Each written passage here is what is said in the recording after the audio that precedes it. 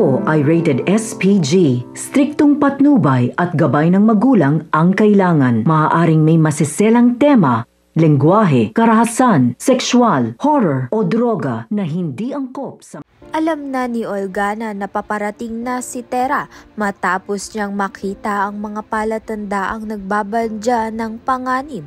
Agad niyang ipinabatid ito kay Mitena, kaya nagsimula na silang maghanda para sa nalalapit na labanan.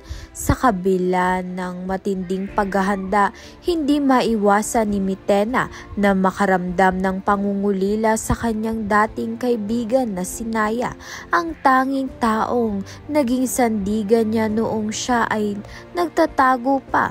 Ngunit lingid sa kanyang kaalaman, si Naya at si Tera ay iisa lamang, ang kanyang pinakamortal na kaaway na matagal na nga niyang tinatakasang harapin.